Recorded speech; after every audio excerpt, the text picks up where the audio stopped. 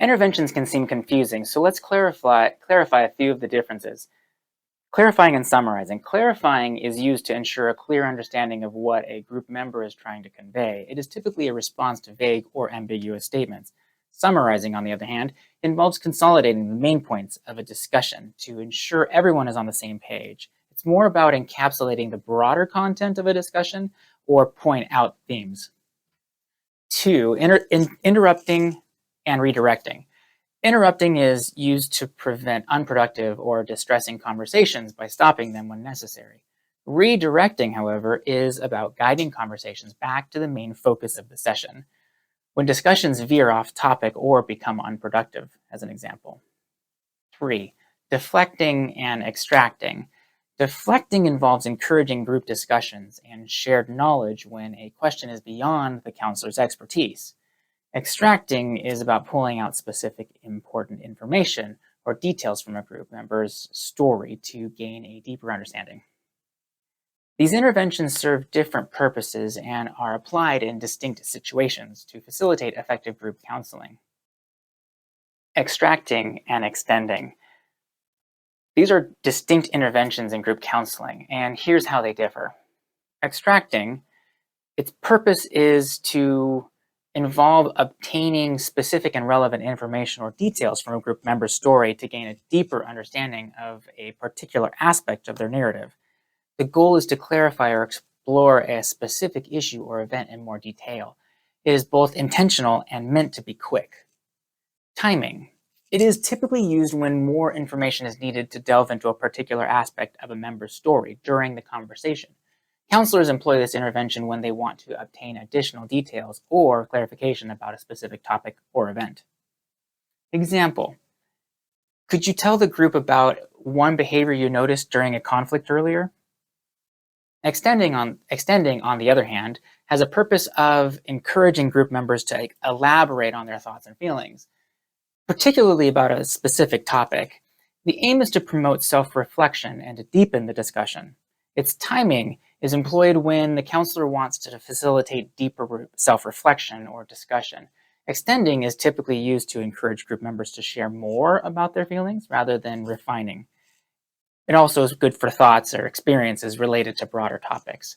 Some examples: can you expand on that thought? What are the feelings about this situation? How does that apply to your life today? So, extracting focuses on obtaining specific details or information to clarify a particular aspect of a narrative and is intended to be quick, while extending encourages group members to share more about their feelings, thoughts, or experiences related to the broader topic, which promotes self-reflection and deeper discussion. Deflecting and redirecting are two distinct interventions in group counseling as well. They have different purposes, and here's how they differ. Deflecting. The purpose of deflecting is to involve encouraging group discussions and sharing knowledge when a question or topic is beyond the counselor's expertise. The goal is to redirect the conversation away from the counselor's limitations and towards group collaboration and insight. You're going to use this when a group member asks a question that is either outside the counselor's area of knowledge or expertise, and the counselor will defer to group's collective wisdom, which encourages them to share their insights. Example: that's a great question. Let's deflect it back to the group. Does anyone have experience or insights related to this topic? Redirecting, on the other hand, has a different purpose. It's about guiding conversations back to the main focus of the session when discussions veer off topic or become unproductive. So the goal is to maintain a productive and therapeutic environment, of course. Timing-wise, it's employed when discussions are already in progress and have deviated from the intended focus of the session. The counselor intervenes to steer the group back on track. Example: let's redirect our conversation to our initial goal, which is discussing effective coping strategies. So deflecting shifts the focus of a question or topic away from the counselor's expertise and towards group insights, while redirecting guides discussions back to the main focus of the session when they become off topic or unproductive. The next two are interpreting and clarifying. They're two distinct interventions in group counseling with different purposes, and here's how they differ. Interpreting. The purpose of interpreting is to involve offering insights into a group member's behavior or emotions. The goal is to provide a fresh perspective, offer an alternative understanding, or shed light on underlying issues. The timing of it is when the counselor believes that interpreting a group's members' actions or statements could benefit the individual and the group overall. An example of that: it seems like you may be using humor as a defense mechanism to cope with your anxiety. Clarifying, on the other hand, is employed to ensure a clear understanding of what a group member is trying to convey. The goal is to eliminate vagueness or ambiguity in the member's statements. The timing is it's typically used when a group member's statement appears unclear or when the counselor needs more specifics to fully grasp the member's message. An example: could you clarify what you meant by "I don't feel great"? Are you referring to physical health or something else? So, interpreting, again, aims to offer insights into a group member's behavior or emotions, while clarifying focuses on ensuring a clear and unambiguous understanding of what the group member is trying to convey. So, why does this matter? Knowing the difference between interventions as a group counselor is crucial for several reasons. 1. A tailored approach. Understanding the nuances of various interventions allows counselors to tailor their approach to the specific needs of the group and individual group members. This ensures that the interventions are applied effectively to address the unique challenges and dynamics within the group. 2. Efficacy. Knowing when and how to employ the right intervention can significantly enhance the effectiveness of group counseling. Properly chosen interventions can help group members feel heard, supported, and motivated, leading to better outcomes. 3. Minimizing harm. Different interventions have different impacts. Being able to differentiate between them helps counselors avoid causing harm inadvertently. For example, applying the wrong intervention at the wrong time may lead to distressing or discomfortable feelings among group members.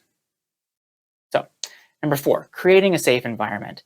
Effective use of interventions fosters a safe and welcoming environment within the group. When group members recognize that the counselor can manage and respond to their needs appropriately, they are more likely to open up and engage in the therapeutic process. 5. Facilitating group dynamics. Group counseling relies on the interactions and dynamics within the group. Understanding which interventions to use and when to use it helps counselors manage these dynamics, guiding the group towards productive and supportive interactions. Number 6, enhancing counselor-client relationships. Applying interventions accurately builds trust and rapport between the counselor and the group members. This trust is crucial for successful counseling as it encourages open communication and a willingness to engage with the counselor. Number 7, meeting individual needs. Every group member has unique challenges and goals. Being able to differentiate interventions allows counselors to address individuals' needs within the context of the group, providing a more personalized and effective counseling experience. Number 8, preventing burnout. Knowing when and how to use interventions can prevent counselor burnout or compassion fatigue. Applying interventions inappropriately or ineffectively can be emotionally draining for counselors because it's not effective. Properly managed interventions help maintain a healthy balance in the counseling process. So now you know that understanding the differences between interventions is essential for group counselors. And it's that way because it provides effective, safe, and tailored support to group members. It enables the counselor to navigate the complexities of group dynamics. It addresses individual needs, and it fosters an environment conducive to personal growth and healing. Lastly, as you're well aware, you need to know what you are and aren't doing and why you are or aren't doing it. Remember, as long as you can clinically justify them to your supervisor, you'll know your interventions are both appropriate and necessary. We'll see you next time.